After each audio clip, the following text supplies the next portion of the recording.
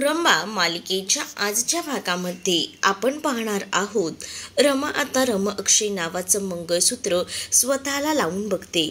म्हणजेच ती आरशामध्ये ते मंगळसूत्र हातात घेते आणि ते मंगळसूत्र गळ्याकडे नेत आता ती या गोष्टीचा विचार करत असते. आणि त्याच वेळेला आता तिच्या लक्षात येतं की आपण या सगळ्या गोष्टींमध्ये खूप जास्त पुढे जात आहोत. आपण या सगळ्या गोष्टी मागे सरायला हव्यात. तेवढ्यातच आरोही रूममध्ये आलेली असते आणि आरोही रूममध्ये येते आणि तेव्हा हे सगळं पाहते. आरोहीला सुद्धा रमाच्या डोळ्यामध्ये सरळ सरळ एकदम प्रेम दिसत असतं आणि त्यामुळेच आता रमा जी आहे ती सुद्धा विचार करू लागते की खरंच आपण जे काही करत आहोत त्या सगळ्या गोष्टी चुकीच्या आहेत. कारण आता अक्षयने मालविकासोबत लग्न करण्याचा निर्णय घेतलेला आहे आणि आपण हे मंगळसूत्र कसं काय लावून बघू शकतो असंच कुठेतरी तिला वाटत असतं. आणि त्यानंतर ती त्या मंगळसूत्राबद्दल विचारत म्हणू लागते की बाळा, हे मंगळसूत्र कुठे होतं सांग, नाहीतर बाबांना सगळीकडे हे मंगळसूत्र शोधत बसतील असं देखील आता रमा म्हणते. त्यावर आरोही तिला मंगळसूत्र कुठे ठेवलं होतं ही जागा समजावून सांगते. आणि त्याच वेळेला आता जेव्हा ही जागा समजावून ती सांगते तेव्हा मात्र आता रमा तिकडनं जात असते. पण आरोहीला आता कळून गेलेलं असतं की जसं बाबांचं माझ्या आईवर प्रेम आहे तसंच आईचं सुद्धा बाबांवर तितकंच प्रेम आहे.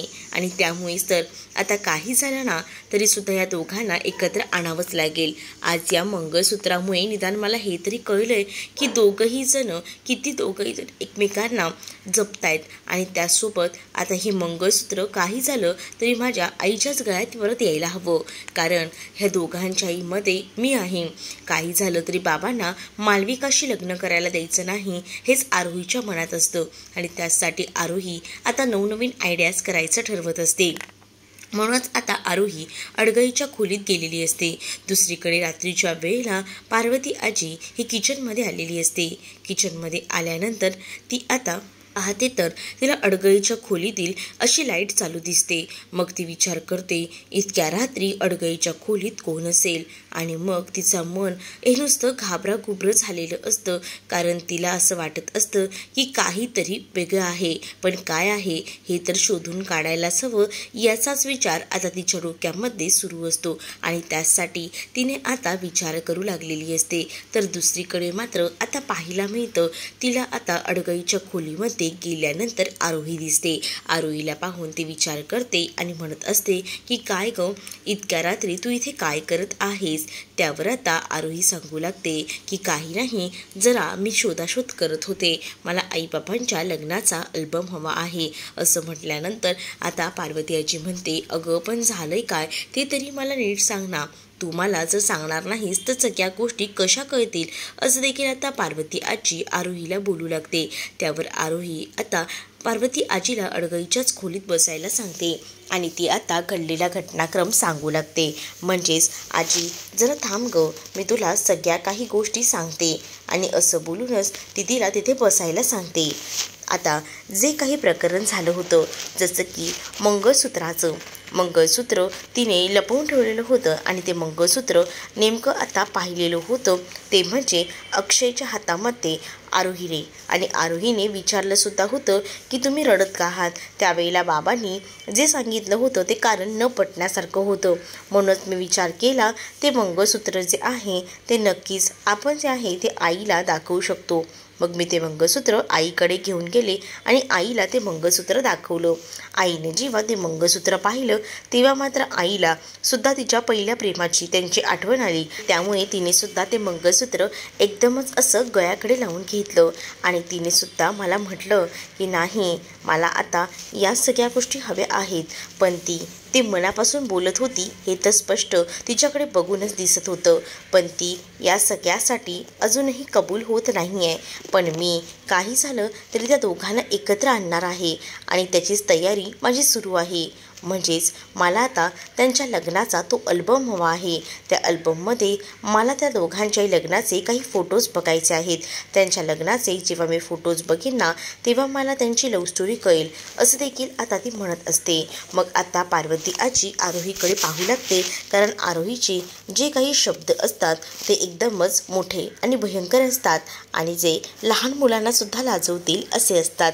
त्यामुळे आता आरोहीने जो काही निर्णय घेतलेला असतो तो निर्णय खरं तर ना आता पार्वती आजीला सुद्धा आवडत असतो, कारण पार्वती आजीला सुद्धा असंच वाटत असतं की अक्षय आणि रमाने एकत्र यायला हवेत आणि त्यासाठी तिच्या बऱ्याच आयडिया आणि कल्पना वगैरे सगळ्या सुरू असतात. पण आरोहीची आयडिया जी आहे ती आता विचार करत असते आणि आरोहीच्या जेव्हा लक्षात येतं की आपण जर हे फोटोज अशा पद्धतीने दाखवले आणि त्यांच्या आठवणी पुन्हा एकदा ताज्या केल्या तर नक्कीच ते दोघंही जण आपलं ऐकतील आणि एकमेकांचा विचार का होईना करतील. म्हणूनच मला असं वाटतंय ना, पार्वती आजीला ती म्हणू लागते, आता आपण अशा पद्धतीने का होईना दोघांनाही एकत्र आणूया, असंच त्यांचं ठरलेलं असतं. आणि त्याच वेळेला आरोहीचं हे प्लॅनिंग आणि हे सगळं काही आता पार्वती आजीला सुद्धा आवडलेलं असतं. पार्वती आजी आता कौतुक करतच म्हणत असते की खरंच ना ही खूप आयडिया चांगली आहे आणि तुझी ही आयडिया मला सुद्धा आवडली, असं देखील आता बोललं जात असतं. आणि जेव्हा या सगळ्या गोष्टी बोलल्या जातात ना तेव्हा मात्र आता पार्वती आजी ही आरोहीचं कौतुक करते आणि एवढ्या लहान वयात सुद्धा तुला तुझ्या आईबाबांना एकत्र आणायचे आणि त्यासाठी तू प्लॅनिंग करतेस ना, हीच गोष्ट माझ्यासाठी खूप मोठी आहे आणि तुझं हे प्लॅनिंग मला खूपच जास्त आवडते, असं देखील आता पार्वती आजी जे आहे ती मात्र आता आरोहीला बोलत असते. आता आरोहीने सगळी तयारी केलेली असते, म्हणजेच कपाटात ठेवलेला तो अल्बम आणि या सगळ्या गोष्टी आता तिने आपल्या हातात घेतलेल्या असतात आणि ती आता लगेचच ते घेऊन जायला निघते, कारण पार्वती आजीने आता आरोहीला सांगितलेलं असतं की मी तुला ना सगळी गोष्ट सांगते रमा अक्षयच्या प्रेमाची, रमा अक्षयच्या लग्नाची. त्यामुळे आज हीच गोष्ट मी तुला सांगणार आहे ज्याच्याने तू खूप जास्त खुश होणार आहेस, असं देखील आता बोललं जातं. आता अल्बम हा काढला जातो आणि हा अल्बम घेऊनच दोघीही जणी रूममध्ये जायचं ठरवतात. ते फोटोज एक एक दाखवून पार्वती आजी रमा आणि अक्षयची लव्ह स्टोरी जी आहे ती आता आरोहीला सांगणार असते आणि त्याचमुळे आता आरोही आणि त्याचसोबत पार्वती आजी हे रमा अक्षयच्या लग्नाचे फोटो बघायला तयार होतात आणि त्यामध्ये रमा अक्षयचं लग्न हे अशा परिस्थितीत झालेलं आहे ना की ते दोघांच्याही मनाविरुद्ध होतं. पण त्यावेळेला सुद्धा रमाने माघार घेतली नाही. रमा जिद्दीने या सगळ्याला सामोरी गेली आणि जेव्हा तिला असं वाटलं ना की नाही आपण या सगळ्या गोष्टी करू शकतो, तसंच तिने त्या सगळ्या गोष्टी केल्या. आणि मला असं वाटतं ना की त्या दोघांनाही जर आपल्याला एकत्र आणायचं असेल तर अशाच काहीशा कल्पना आयडियाज कराव्या लागतील आणि या सगळ्या गोष्टी पार्वती आजीला सुद्धा पटतात आणि आरोहीला या सगळ्या कमाल आयडिया सुचत असतात. दुसरीकडे आता रमाची साडी घेऊन अक्षय उभा असतो आणि तो आता विचार करत असतो की इतके दिवस मी या गोष्टीचा विचार करत होतो की 7 वर्ष मला झोप लागली नाही, पण आज रमाची साडी मी जेव्हा हातात घेतली त्यावेळेला मला निवांत झोप लागली. म्हणजेच 7 वर्षामध्ये जितकी भारी झोप लागली नव्हती ना तितकी भारी झोप आज लागली, असा विचार देखील तो आता करत असतो आणि रमाच्या साडीचा सुगंध तो घेत असतो. त्याला आता ती साडी एकदमच जवळ हवी असते. रात्रीच्या वेळेला सुद्धा ती साडी आता तो हातात घेऊनच उभा असतो आणि त्याच वेळेला आता ती साडी एकदमच जवळ घेतो आणि त्या साडीला जवळ घेऊनच त्या साडीशी बोलत असतो आणि म्हणत असतो की त्या दिवशी मी ज्या काही नशेमध्ये बोलून गेलो त्या सगळ्या गोष्टीने तुझ्या मनात वेगळाच काहूर माजला असेल, पण जेव्हा आता तुला कळलंय की माझं मालविकासोबत लग्न होणार आहे तेव्हा या गोष्टी तुला पटल्या नाही आहेत. पण मी तरी आता काय करू, घरच्यांच्या सगळ्या मताने मला हे सगळं करावं लागते. आणि त्याच वेळेला आता ती साडी घेऊन तो निवांत झोपायला चाललेला असतो. पण तेवढ्यातच ना रूममध्ये रमा येते आणि रूममध्ये जेव्हा रमा येते तेव्हा रमाला तो निमित्त सांगू लागतो की खरं तर ना ही साडीची घडी विस्कटली होती आणि तीच घडी मी नीट घालत होतो. त्यावर रमा म्हणते इतकंच ना, द्या मी ही घडी नीट घालून देते आणि असं बोलून त्याच्याकडनं ती साडी काढून घेत असते. त्यावर तो म्हणतो की मीही तुला मदत करतो. मग दोघंही जण मिळून ती साडी घडी करत असतात. त्याच वेळेला आता रमा अक्षयला सांगत असते की मला माहिती आहे तुमचं या साडीसोबतचं बॉन्डिंग नातं हे सगळं काही वेगळं आहे, पण सॉरी, आता तुम्हाला मालविकाच्या सगळ्या गोष्टींची सवय करून घ्यावी लागणार आहे. या सगळ्या गोष्टी हळूहळू का होईना विसराव्या लागतील, असं देखील आता रमा अक्षयला सांगत असते. त्यावर अक्षय रमाला उलट बोलत तिला म्हणत असतो की तू माझ्या सगळ्या गोष्टींचा म्हणतेस, मग तुझ्या गोष्टींचं काय? तू त्या गोष्टींचा विचार केला आहेस का की तू अजूनही जुन्या गोष्टींमधून बाहेर आली नाही आहेस? अजूनही तुझ्या पाकिटात चॉकलेट, कापूस या सगळ्या गोष्टी असतात. मग तू या सगळ्यातून मूव्ह ऑन का होत नाही आहेस? असं देखील अक्षय रमाला बोलू लागतो. पण रमाला त्याच्याकडे उत्तर द्यायला काहीच उत्तर नसतं. पण आता रमा ठरवते की नाही, काही झालं तरी आता अक्षयचं मालविकासोबत लग्न होणार आहे. त्यामुळे आता या रूममध्ये आपल्याला जास्त वेळ राहून चालणार नाही आणि त्यामुळेच आता त्या रूममधून बाहेर पडण्याचा निर्णय ती घेते. त्याच वेळेला अक्षय तिच्याकडे पाहत असतो. अक्षय तिला म्हणत असतो की काय चाललंय नेमकं, तू असा विचार का करतेस आणि इथून बाहेर पडू नकोस. पण आता अक्षयला रमा सांगू लागते की या रूममध्ये आता माझा राहून काहीच उपयोग नाही आहे, कारण आता मी जर इथे राहिले तर मालविकाचा पुन्हा गैरसमज होईल. तसंही आपल्या दोघांमध्ये कोणतंही नातं नाही आहे. मग आता तुमचं लग्न मालविकासोबत होणार आहे, तर इथे आता मला थांबून सुद्धा उपयोग नाही, असं देखील रमा आता अक्षयला डायरेक्टली सांगू लागते. आणि जेव्हा रमा अक्षयला या सगळ्याबद्दल बोलते ना, तेव्हा मात्र आता खूपच जास्त राग जो आहे तो खरं तर आता अक्षयला येत असतो, कारण रमाने डायरेक्ट आता रूमसुद्धा अक्षयची सोडलेली असते आणि त्यामुळेच ना अक्षयला खूप जास्त दुःख होत असतं. पण रमाने जो काही निर्णय घेतलेला असतो तो सुद्धा एकदम परफेक्टच असतो की, कारण आता किती वेळ ती तिथे राहणार ना, आणि ती या सगळ्या गोष्टींचा विचारच करत असते की इथे राहून उपयोग नाही आहे. इथे जर आपण राहिलो तर अजूनच त्रास होऊ शकतो आणि त्यामुळेच आता इथे न राहता आपण बाहेर पडूया, हा डिसिजन तिचा करेक्ट असतो. आणि त्यामुळेच आता रमाने हा निर्णय घेतलेला असतो. रमा जेव्हा ह्या सगळ्याबद्दल बोलते तेव्हा मात्र आता अक्षय जो आहे तो जाणाऱ्या रमाकडे एकटक पाहत असतो. आणि जेव्हा तो जाणाऱ्या रमाकडे एकटक पाहतो तेव्हा मात्र आता त्याला असं वाटत असतं की रमाने याच रूममध्ये राहावं आणि रमाने आपल्याशी बोलावं, संवाद साधावा. पण आता रमाने घेतलेला निर्णय हा बरोबर असतो, कारण रमाचं असं म्हणणं असतं की अक्षय, तुम्ही माझ्यामध्ये गुंतून राहू नका.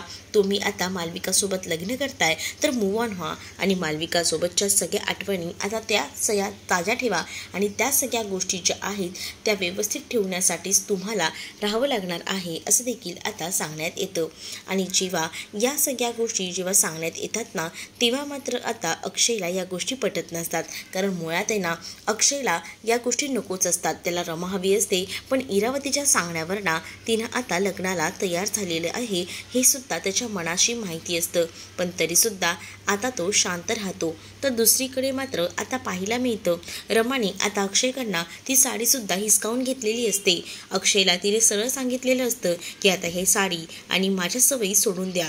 अक्षयला ती साडी हवी असते, कारण काल रात्री जेव्हा अक्षय ती साडी घेऊन झोपला होता तेव्हा त्याला निवांत झोप लागली होती.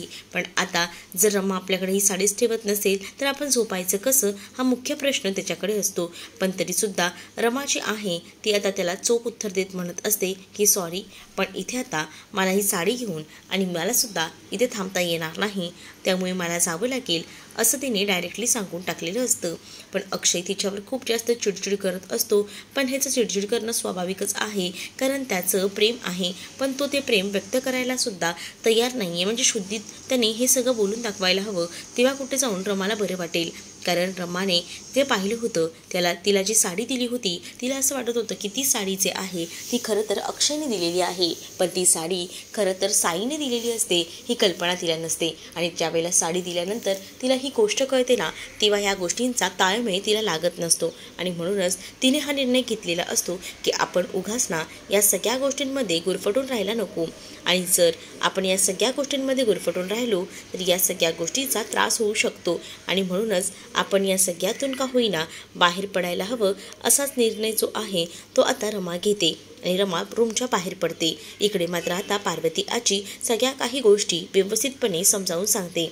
आणि जेव्हा या सगळ्या गोष्टी पार्वती आजी समजावून सांगते ना, तेव्हा मात्र आता पार्वती आजीने सांगितलेल्या लव्ह स्टोरीमुळे सगळ्या गोष्टी क्लिअर झालेल्या असतात.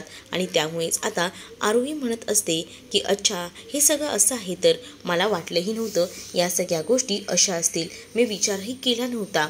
म्हणजे मला आता कळलं बाबा माझ्या आईला म्हणजेच रमाला 2 वेण्या का म्हणतात ते, म्हणजे माझी आई अशा 2 वेण्या घालायची म्हणूनच तिचं नाव 2 वेण्या असं बाबांनी ठेवलं होतं. बापरे, मला तर आता कळलं हे. तरी मी त्या दिवशी या सगळ्या गोष्टीचा विचार करत होती की बाबा आईला 2 वेण्या असं का म्हणतात. पण खरंच ना, बाबा आणि आई लग्नातल्या फोटोमध्ये किती छान दिसत आहेत ना. आई आणि बाबांचं असं हे लग्न झालंय असंही वाटत नाही.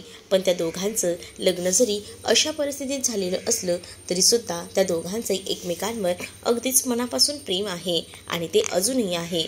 तेव्हाचं असं होतं ना, अगदी तसंच असं देखील आता म्हटलं जातं. आणि जेव्हा या सगळ्या गोष्टी बोलल्या जातात ना, तेव्हा मात्र आरोही म्हणत असते की हो, मलासुद्धा ते प्रेम स्पष्टपणे दिसतंय.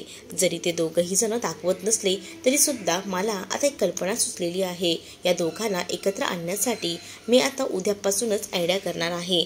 आणि काही झालं तरी माझ्या आईला आणि बाबांना एकत्र मी आणणारच देखील आता आरोही जी आहे ती बोलते.